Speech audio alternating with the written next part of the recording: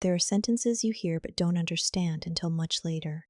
Peter Aldrich heard one on a Friday evening in October, surrounded by people he trusted, holding a glass of wine he never finished. Everyone at the table laughed. He laughed too. But something quiet and irreversible happened inside him at that moment.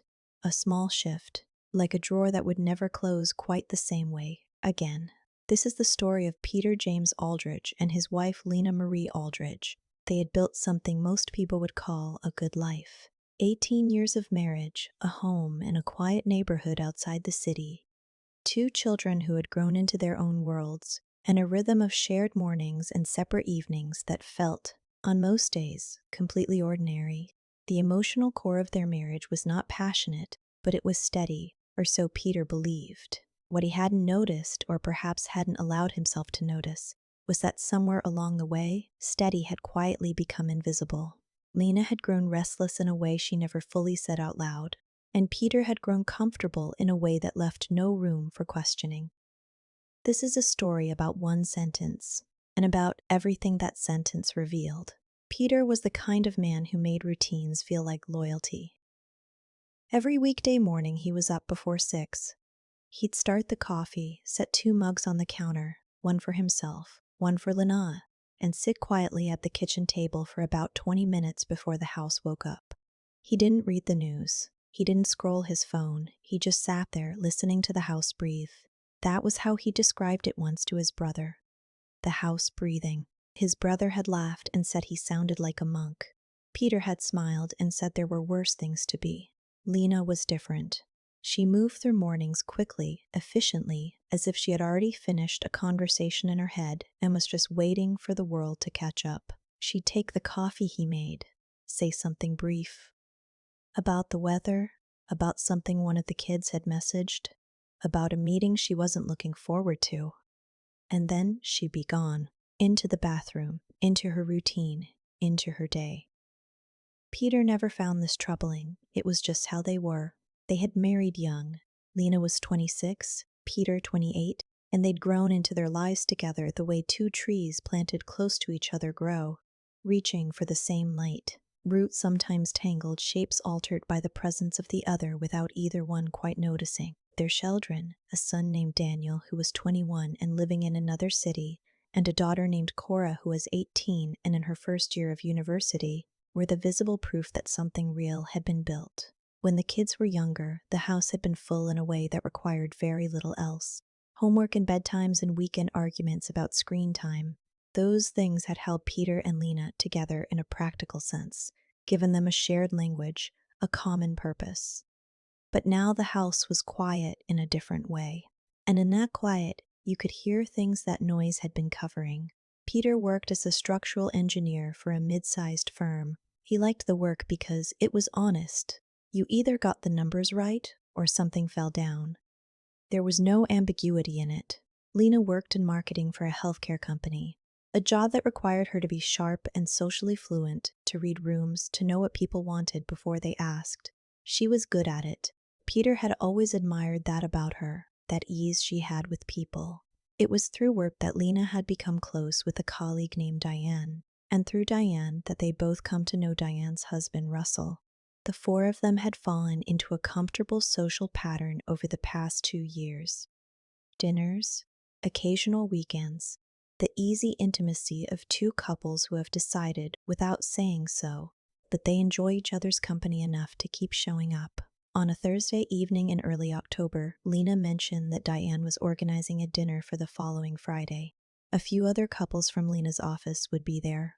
Peter said that sounded fine. Lena said she hoped he'd actually talk this time and not spend the whole evening asking questions instead of saying anything about himself. She said it lightly, almost affectionately, but Peter noticed something in the phrasing. He didn't say anything about it. Friday came. The dinner was at Diane and Russell's house, a large, warm space full of the kind of carefully chosen objects that suggest a life lived with aesthetic intention. There were 8 of them around the table. The wine was good. The conversation moved easily through the usual rooms, work, travel, mild complaints about the world. Peter sat next to a man named Graham, a tall, comfortable-seeming man who worked in finance and had a way of laughing just before the punchline of his own stories. Lena sat across from him, next to Diane, and Peter watched her the way he sometimes did when they were in public, quietly, with a kind of private pride. She was animated. She was funny. She lit up in rooms the way she never quite did at home, and Peter had long since made peace with the idea that this was simply what she saved for other people. At some point, he couldn't remember exactly how the conversation arrived there. Someone asked the table a question. It was Russell, making conversation the way Russell did, deliberately stirring things up with something provocative and then leaning back to watch. Honest question, Russell said, setting down his glass. If you met your partner today, for the first time, knowing everything you know now, would you still choose them? There was the kind of pause that follows a question nobody entirely expected. Then Diane laughed and said, "That's dangerous, Russell." And the table relaxed into gentle noise, people half answering, deflecting with humor, reaching for their wine. Then Lena said it. Her voice was warm, she was smiling. She looked around the table, not at Peter, and she said, "Honestly, if I met him today, I probably wouldn't marry him." The table laughed. Graham beside Peter laughed. Diane pressed her hand to her mouth in mock scandal. Russell raised his eyebrows in theatrical delight. Peter smiled. He picked up his wine glass. He held it. He didn't drink. He told himself on the drive home that it was nothing. Lena sat in the passenger seat, still warm from the evening, recounting something Diane had said near the end of the night. She was cheerful. She didn't seem to sense anything different in the air between them. And Peter drove carefully, the way he always did, and said "me" and "yeah" at the right moments, and told himself that it had been a joke. A social moment. The kind of thing people say at dinner tables when the wine is good and the expectation is lightness. But the sentence stayed. It didn't shout, it didn't demand attention. It simply settled into him the way cold settles into an old house. Not dramatically, but completely, touching every room eventually. In the days that followed, Peter found himself doing something he wasn't proud of. He started looking backward, not obsessively, not with the frantic energy of someone searching for evidence, but quietly, the way you reread a letter you've already read a dozen times, looking for the thing you might have missed. He thought about a birthday 3 years ago, when Lena had forgotten to pick up the cake she'd said she'd ordered. And when he'd mentioned it gently, she'd said, "Peter, it's just a cake. You're being sensitive." He'd apologized. He remembered thinking at the time that he probably was being sensitive. He thought about a conversation they'd had, maybe 5 years back, when he'd suggested they take a trip. Just the two of them, a week somewhere neither of them had been. Lena had said, "You know I'm not great at trips without the kids. It's just not as fun." He'd said nothing.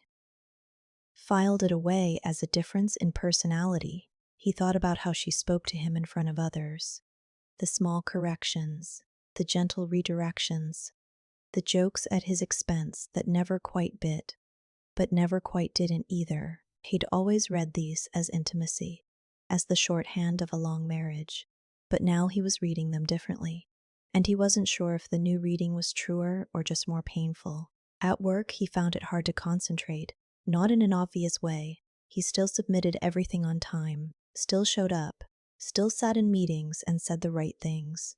But there was a quality of absence to him that he was aware of from the inside, a sense that he was slightly behind the glass of his own life. He called his brother one evening, his brother whose name was Tom, 4 years older, more plain-spoken than Peter, a man who had been through his own difficult divorce and come out the other side quieter and more honest about things. "Can I ask you something?" Peter said. "You're going to ask me something either way," Tom said. Peter told him what Lena had said at the dinner. He said it plainly, without performance. And when he was done, Tom was quiet for a moment. "How did she say it?" Tom asked. "Like it was nothing," Peter said. "Like it was just the thing you say." "And how did you feel?" Peter thought about it. "Like I suddenly understood a word I'd been using wrong for years." Tom didn't say anything immediately helpful. He didn't say anything immediately unhelpful either. He just said, "Yeah," in the way that meant he understood exactly what that felt like. That night, Peter lay in bed beside Lena, who was asleep, or nearly, and he thought about the shape of their marriage. Not with bitterness. He wasn't a bitter man, but with a kind of archaeological sorrow, the feeling of carefully uncovering something that had been buried a long time, something that looked different in the light than it had in the dark. He thought about whether he had been loved, not historically, not in the abstract, but recently, practically, in the small, daily ways that love expresses itself when it's still healthy. When had she last asked him how he was and waited for the real answer?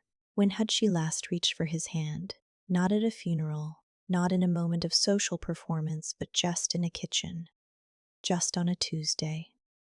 He couldn't remember. That was the thing that moved inside him like something tipping, not the sentence she'd said. That had been the window. What was disturbing was what he could see through it. He waited 2 weeks, not because he was afraid and not because he was building towards something. He waited because he wanted to be sure he was saying something real and not just something reactive. Peter had always distrusted impulse. He believed that the important conversations deserved stillness first. It was a Sunday morning in late October. The kids were away. The house was quiet in that particular weekend way. No pressure to be anywhere. No performance required. Lena was at the kitchen table with her laptop, working on something she brought home.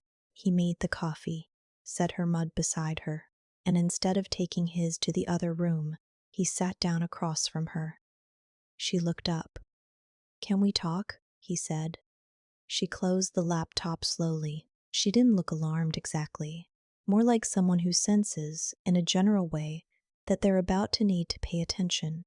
He told her what he'd been thinking about. He didn't say the sentence back to her like a weapon. He simply told her that it had stayed with him, and that it had made him look at some other things, and that he wanted to understand what she'd meant by it. Lena was quiet for a moment. She turned her mug in her hands. A small circular motion, something she did when she was thinking.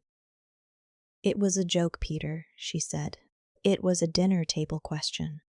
"I know it was," he said, "but I want to understand what was underneath it." She looked at him for a long moment, and then she said something he hadn't expected. Not cruelty, not defense, something more uncomfortable than either. "Sometimes I feel like you and I have just been going through the motions," she said. "Like we got so comfortable that we stopped choosing each other. I don't know when that happened, but I feel it." Peter absorbed this.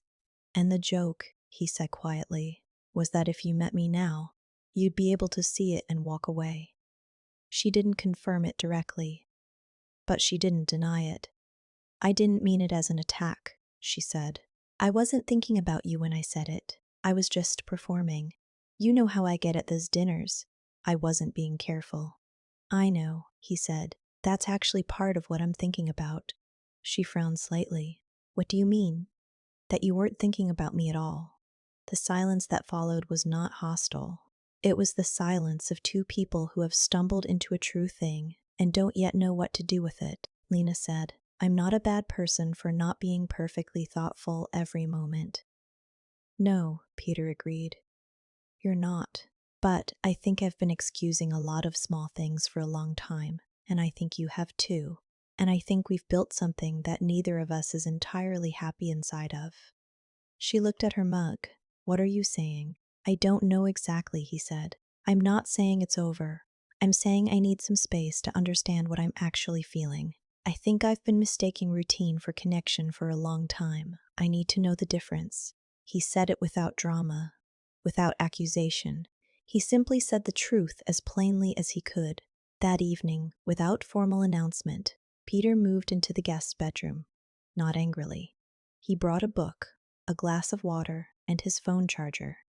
Lena didn't protest. She stood in the hallway for a moment, watching him, and then she went back to their room and closed the door. The house breathed differently that night. 5 months passed. They had agreed, without hiring lawyers or announcing anything to the children, to live separately within the house while they figured out what came next. It was an uncomfortable arrangement that somehow neither of them moved to end. There was a quality to it, practical, civilized, faintly absurd, that felt like them. Like the relationship itself, slightly too careful, slightly too contained.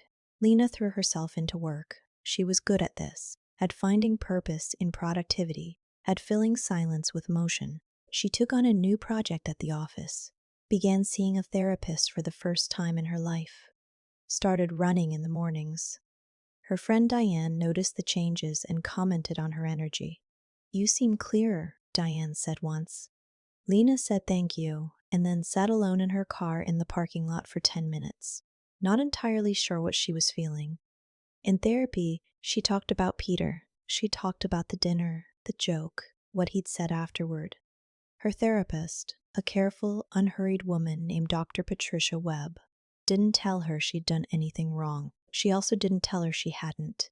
She simply asked questions that had the unsettling quality of being exactly the right ones. "When you made the joke, doctor," Webb asked in one session, "what were you trying to make people feel?" Lena said, "Light. I wanted them to laugh." "And what were you trying to make yourself feel?" A long pause. "I don't know. Free, maybe. Just for a second." She left that session and drove home in silence and understood, with a quiet that she didn't entirely welcome, that the joke had not been nothing. It had been a small, momentary release of something she'd been holding. And Peter, who had always been good at hearing what she wasn't saying, had heard it. She began to recast the past in her mind, the way people do when reality becomes uncomfortable. She told herself that she'd grown more than Peter had, that she had changed and he'd stayed the same, that there was a version of this story in which she was simply a woman who had evolved past her circumstances. There was truth in pieces of this narrative, but she was also starting to understand, painfully slowly, that it wasn't the whole truth. Peter, meanwhile, was doing something different with those months. He was not rebuilding dramatically. He was not suddenly running marathons or taking guitar lessons or doing any of the things that a man in the movies might do to signal transformation. He was doing something quieter. He was simply paying attention to himself for perhaps the first time in 2 decades. He started to notice, for instance, that he was not lonely in the way he'd expected. The space of the guest room, which he'd moved into with no particular plan, had become something he valued. The mornings which had always been his, the coffee, the silence, the breathing house, were entirely his now, and they felt different, not sadder, deeper. He met a man at work, a newer engineer named Howard, about 10 years younger than Peter, who had recently gone through his own separation and who had a way of talking about it, thoughtfully, without self-pity, that Peter found quietly instructive. They went for lunch twice, and the second time, Howard said something that Peter turned over for weeks afterward. "I think I stayed as long as I did because I confused not being unhappy with being okay," Howard said. "Took me a long time to realize they're not the same thing." Peter understood this in his body, in his chest specifically. He felt the truth of it like something unlocking. It was in March, nearly 5 months after the Sunday morning conversation, that Cora came home for a long weekend. She was their daughter, perceptive in the way youngest children sometimes are, having spent years reading the room. She noticed immediately that something was different. She didn't ask directly at first. She sat in the kitchen with Peter on Saturday morning, watched him make coffee, watched him set only one mug on the counter, and then she asked. He told her as honestly as he could, softened only where softening was kind. He said he and her mother were going through something, that they were figuring things out, that it didn't change anything about either of them as her parents. Cora was quiet. Then she said, "Dad, I want to ask you something, and I want you to answer it honestly." He said, "Okay. Have you been happy? Like actually happy? Not just fine, happy." And Peter, for the first time in a very long time, allowed himself to give the answer that came rather than the one that was convenient. He looked at his daughter and he said, quietly, "I think I stopped asking myself that question a long time ago." Cora nodded. She didn't say anything else. She just reached across the table and put her hand on his. He felt, in that moment, something he hadn't felt in years. Not joy exactly, but the beginning of something real. They met for coffee in June, not at the house, at a small place on Merchant Street that they'd gone to occasionally over the years. Not frequently enough for it to feel weighted with memory, but enough that it was a neutral kind of familiar. Peter arrived first and sat by the window. He'd ordered his coffee already. When Lena came through the door, he noticed, with the strange clarity that distance sometimes provides, that she looked well. Not happier exactly, but more settled in herself, like a woman who had done some internal reorganizing. She sat down, ordered a tea, and they began the way they'd always been best, slowly, in the practical register. The house, the finances, Cora's upcoming summer, what Daniel was doing in Edinburgh. They moved through these things with a professional ease that might have looked from the outside like two colleagues concluding a long project. Then there was a pause.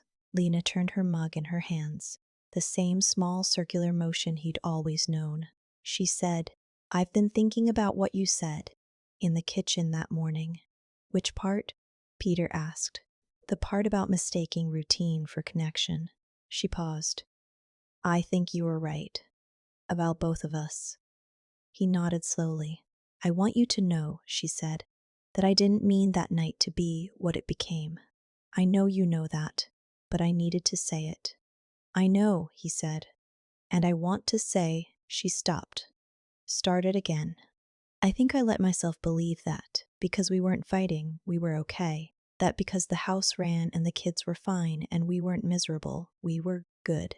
She looked at him directly. "I wasn't paying attention to you, I can see that now." Peter was quiet for a moment.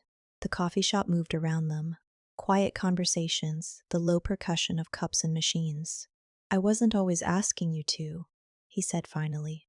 "I made it easy to not notice me. I'm not saying that to excuse anything.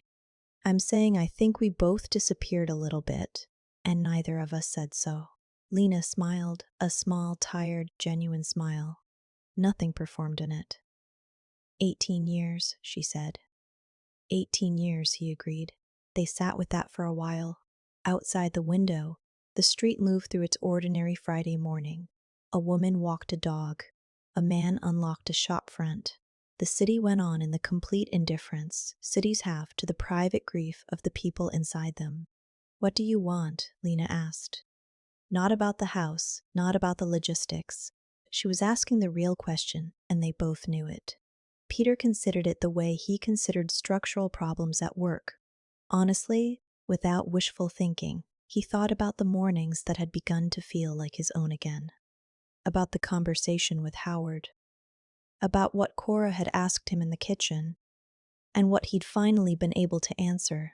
"I think I want to know what it feels like," he said slowly, "to be in a life where I'm actually seen, not taken care of." Seen. I had a version of that once, with you. I think it got buried under a lot of years, and I don't know if we can find it again. I'm not sure we're the same people who would know how to look. Lena's expression didn't collapse.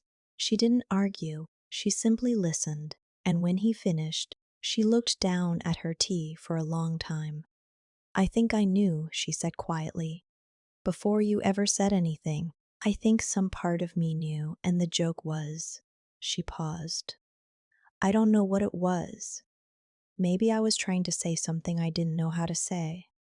"Maybe," he said. They finished their drinks. They paid separately without discussing it, which said something. They walked out together and stood for a moment on the pavement in the June light, and the city continued around them, indifferent and alive. He looked at her. She looked at him, and in that look was 18 years. The beginning of them, the children they'd raised, the mornings and the dinners, the silences that had been full and the silences that had slowly emptied. All of it, held between two people standing on a pavement in the summer sun, trying to be as honest as they finally knew how to be. They didn't cry. They didn't reach for each other.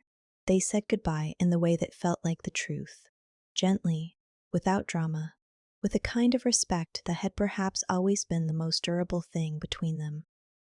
Peter walked to his car. He sat for a minute before starting the engine. He didn't feel broken. He didn't feel light exactly either. He felt like someone standing in a room after many years of furniture, finally able to see the shape of the walls. He thought about what he told Cora, that he'd stopped asking himself whether he was happy. He thought about the fact that he was asking it now, and about the strange, quiet courage it takes to ask a question when you're no longer sure you can live with the old answers. He started the car.